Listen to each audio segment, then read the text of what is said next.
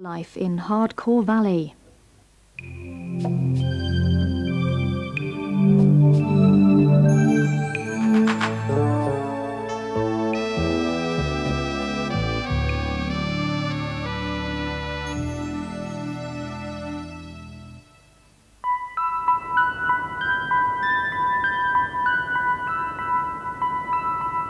We have gone down so far in the estimation of everybody. Where do you live? You say Rochdale, what part? Ashfield Valley, they all know about. We've got punks, people sniffing glue, people breaking into flats.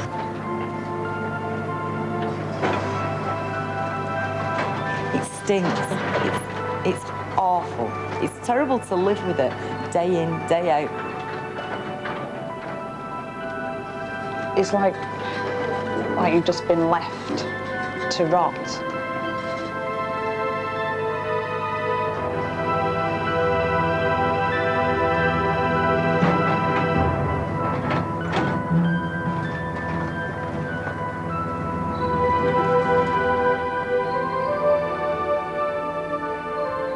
When Ashfield Valley was built, we believed that it would make a major contribution towards solving the housing crisis in Rochdale, and to be fair, for some years it did. This is the story of a planning dream which became a nightmare, and of the people on Rochdale's Ashfield Valley who bore the consequences of a revolution in British housing. Last summer, the bulldozers were sent in to destroy all but 3 of the 26 alphabetically named blocks. Back in 1967, when hopes were high that this was the New Jerusalem, there were few critics of the scheme. But those few included the makers of this satirical film, shot on the estate. We take you now to witness the opening of the new flat, and our camera team is on hand to record for posterity this moving ceremony. We who represent you on the council are proud of our achievements. We have spared neither sweat, toil or tears. We have built you homes that you can be proud to live in. Moving on to Ashfield Valley was a godsend to us 15 years ago, nearly 16 years ago now, because it had everything that we hadn't got in the house we lived in, which was hot running water, bathroom, a flushing toilet in the house, and enough bedrooms for us all to sleep in, because there were 4 children and my mum and dad. And it was very hard at first, but when we moved in here, it was brilliant. Nothing but the best has gone into the construction of these delightful, luxurious dream homes. That's one of the lifts over there that we used to do. You can see it all like, it's just a mess now. But we used to do it a regular maintenance. But every time we used to come, it was nearly always vandalism, wasn't it? Yeah, without fail. You can bet your life whoever designed them didn't live on them. Yeah. That's the best thing they could have done to it. Hardcore. From up here, you can see the demolition of Zenner, Yardley, Wentworth, Valleyfield and Exford. That was the first phase of the demolition. This is the second phase. When I first came onto the valley was quite densely populated with a mixture of all kinds of people. There was a lot of families lived on the valley, a lot of young children lived on the valley. We formed gangs and we did get in trouble. We had to keep out of trouble, and the place to keep out of trouble was up on the roof.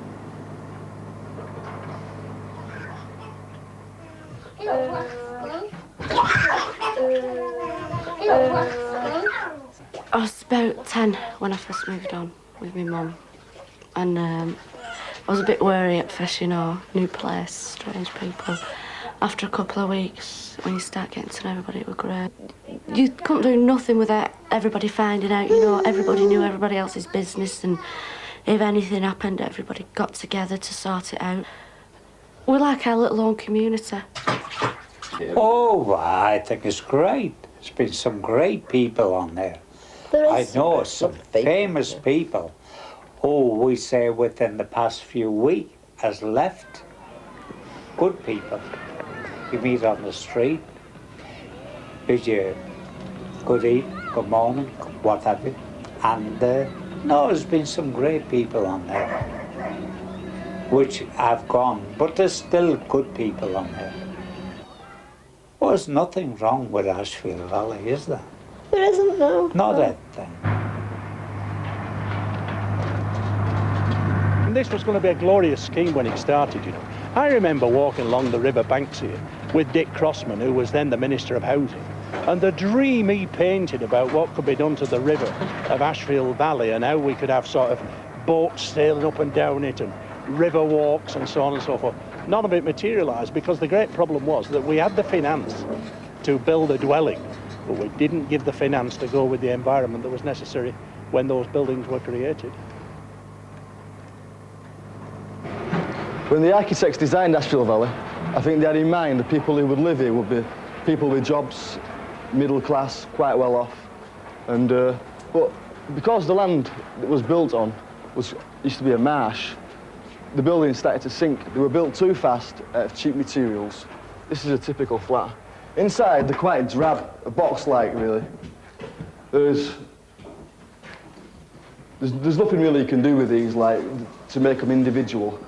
And subsequently, because when the flats started to, like, fall apart and sink into the marsh, people didn't want to live here. And then it became a dumping ground for people, like, on low tenancy points, and anyone could get a flat in the valley at one time. You needed no points at all. I've been Member of Parliament for 18 years. I mean, I cannot begin to think of the number of people that have been to my surgery about housing, and you say to them, are you willing to go anywhere? And always they said, without exception, I'd rather be homeless than go and live on Ashfield Valley, and that was a great tragedy.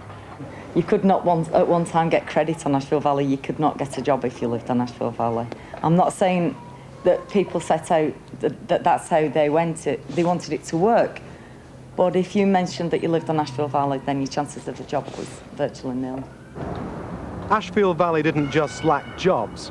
Apart from a laundrette, which lasted just 18 months, the only other amenity for 1,000 tenants on this side of the estate was one general store. I'd be glad to go now because it's getting too much now. You can't afford to stop up till 2 o'clock in the morning when someone's playing music next door to you. And as I told you, all those dogs are barking out all day night long. Then you get somebody coming in trying to break the phones by throwing bricks and concrete at them. I mean, you just don't want this. You know, I've done my term on here. At one time, they just say, if you've done 10 years on here, you could go. It's like a prison sentence. Then you could go if you've done your term on here. I've done more than my term. It's terrible. It is. Drug addicts taking drugs, collapsing on the tarmac, people being found dead in chutes and bins, people being found hung because of depression or out of work. Hardcore Valleyites, that's what's left. They still got faith in like what's left, but what used to have at first was like a mass of people, colourful from all walks of life, who sort of live with each other. Used to have like the bottom end used to be like all the punks and hippies and freaks sort of thing. And this end used to be like the families and pensioners. But now you've got like everybody living in one bunch. They get on still, but you know what I mean, it's not as widespread. It used to be like you used to get your own area sorted out and you stay with it. The hard core of tenants on Ashfield Valley has been supplemented in the last 2 years by outsiders. Punks from Britain and Northern Ireland who've been attracted by the increasing number of empty flats to squat in and by the estate's easy tolerance. Once they come to Ashfield Valley, then the people who live here, who are so-called normals and straights, are used to seeing us walking about and stuff. And so it's no big deal. Like, we all agree on the basic principles that the government is wrong in too many aspects. And we can offer a viable alternative, which is our own lifestyle. It's, we can live to a certain level, like just above existence, just above the breadline, if we cooperate with each other. Yeah, like say I'm stuck for money 1 week and my friend gets his gyro, I think he would be only too happy to lend me money if he could afford it, yeah, or vice versa. They're absolutely filthy, they're dirty, their hair's all matted together and the clothes are filthy and they just need a damn good wash. But some of the lads are very nice, they're very educated lads. Half of them when you talk to them. But, as I say, how they let themselves go into getting to the state that they've got into is beyond me. Beyond anybody, I should think. When I first saw my first punk, it worried me, it frightened me. But we started talking one day and he was a great fella.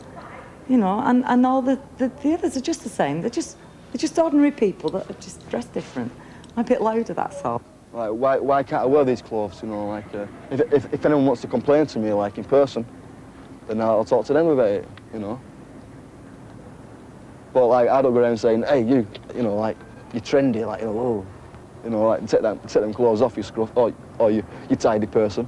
Really, I think to get on in society, you need to have a nice side parting, a nice tie, a nice shirt, a nice piece of paper saying that you can drive, a nice piece of paper saying that you've got a clean rent card, and a piece of paper saying that you've got an O level or an A level, or that a piece of paper saying that you're not what you are. I don't know if you can understand that. For me to get on in society as it stands now, I would have to be something I cannot be. Like us people around here, when we were sort of like leaving school, we all went looking for work. Most of us went on the YTS. And then some of us got jobs out of it, and some of us never.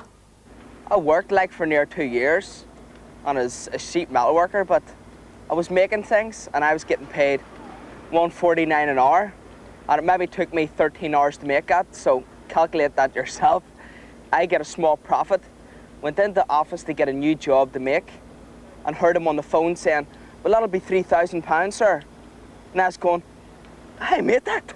And I'm getting £30 and he's paying £3,000 for it.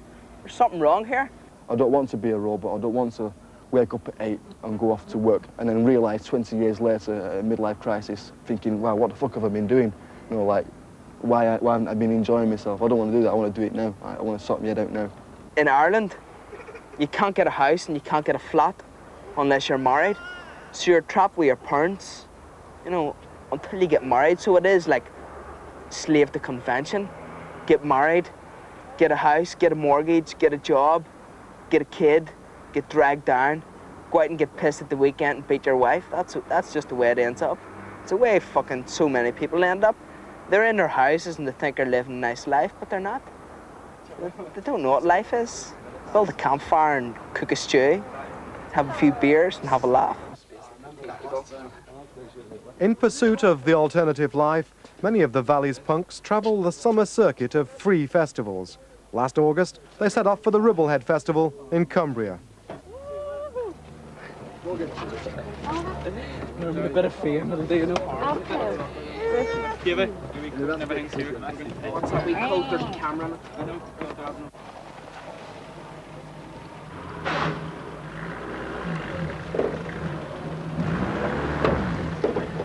Is that in the buggy?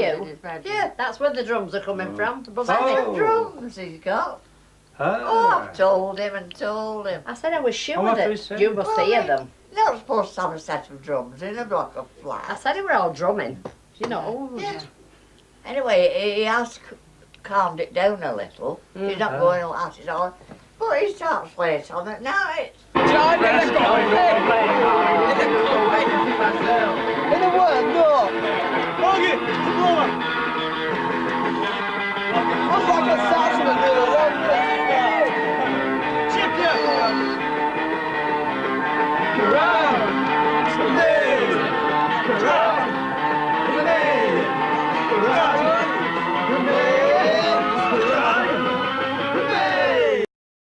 Their own style, I say. Well, providing they respect their neighbours. You know, if I come home, we say, well, if I'm gargled up, I keep quiet. People want to sleep. Oh, yeah. Yeah. And then again, half of them don't work, not because it's their fault. So they stop up late at early hours in the morning, don't they?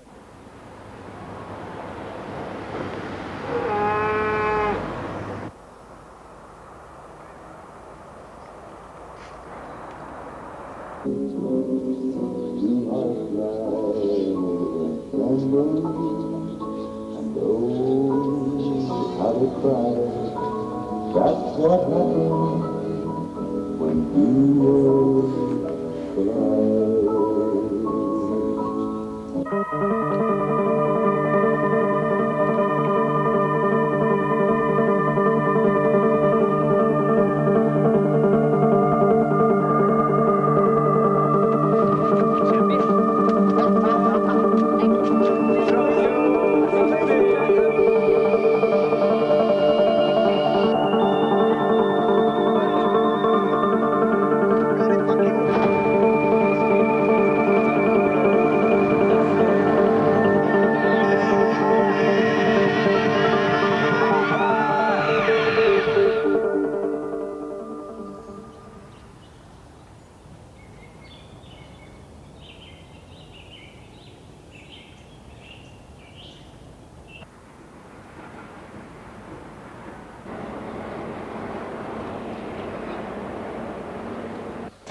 Gonna eat breakfast? Huh? Just gonna eat a little bit for Mum. Huh? Come on. I enjoyed myself when I was a kid on here, but it's not what I want for mine. I'd rather be away now, somewhere a bit more cleaner, where I can feel safe when they're playing out, like in a garden. You know, or when I can feel safe walking down the street, you know, and I'm not looking up to see if anybody's going to throw anything over the landing.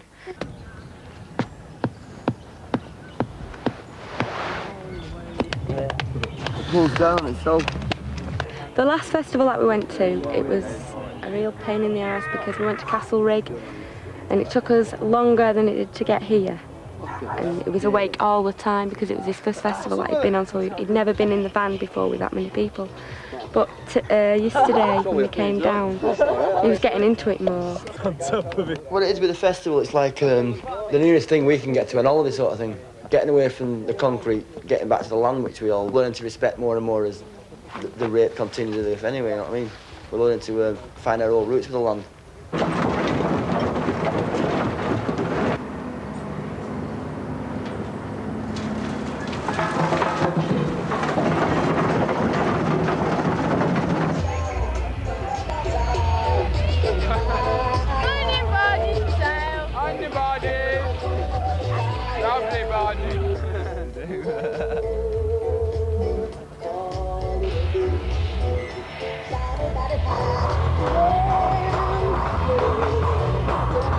Festival's about life. Life is about love. Right? Very much. And there's loads of fools about in the world who'll deceive you into believing otherwise.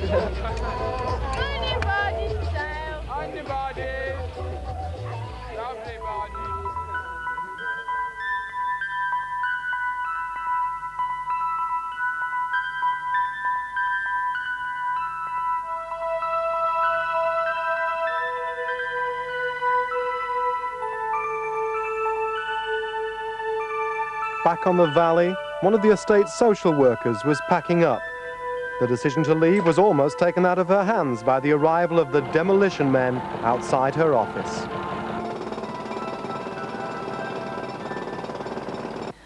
Well, I got here this morning and I saw the crane outside with the bulldozer thing, and I thought, oh, they're going to actually knock our bit down and have not told me. And then I came in as well, the windows smashed in the front, and it's just really sad. It's like you've just been left to rot. We are hoping to move as soon as possible.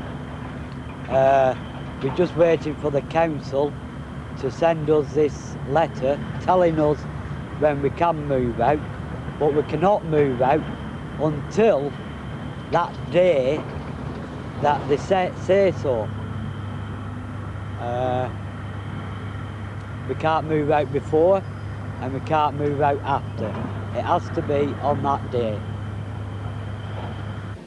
Last August, in cheerful defiance of the demolition and the law, Ashfield Valley staged its first and last concert. It was eventually stopped by the police. No one was arrested.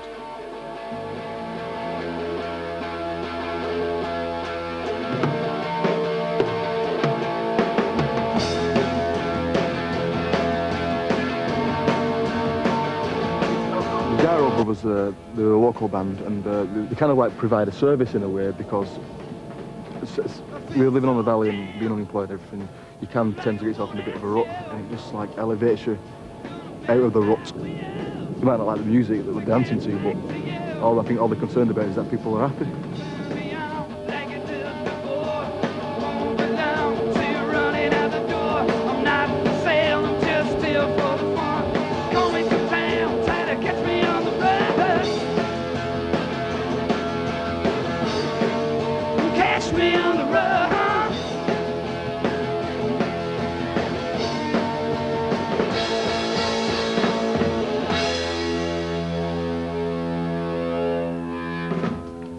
Ew. Cheers.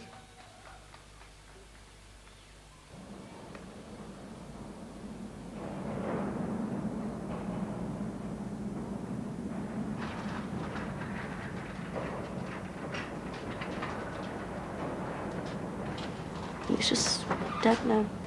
It's just really quiet. And you can walk around all day and not see anybody. I'm going. I'm going to see Susan. No.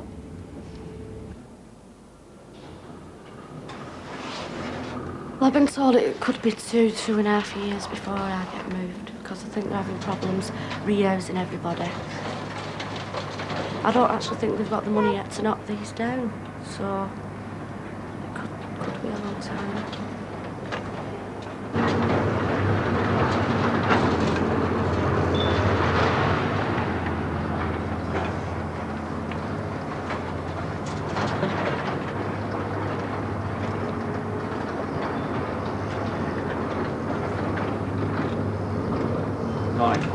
I've worked here 16 years. It's been very nice. After the valley was all right, everybody was very happy. And it's just started to go downhill. And they started to put in all kinds of people on it. Everything's been vandalised. We don't have customers here anymore, just shoplifters. I'm glad to be going, but it's still a long time to have been on and not move on. I had a son married from here, I become a grandma here. I lost husband here. Good memories, but bad memories. But there you are, it's life.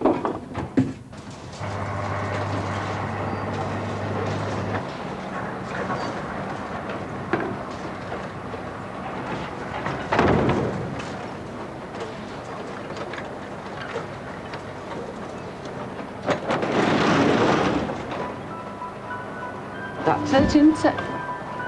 But every good time's got to come to its end, hasn't it?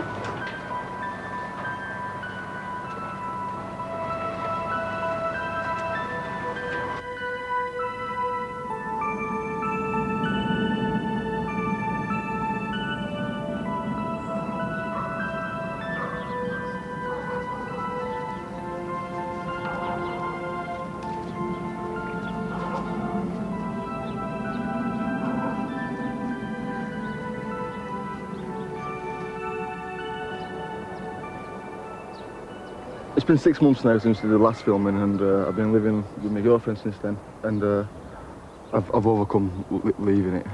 What does bother me though is the ease and the disregard they show the decision makers in making decisions like demolishing people's homes.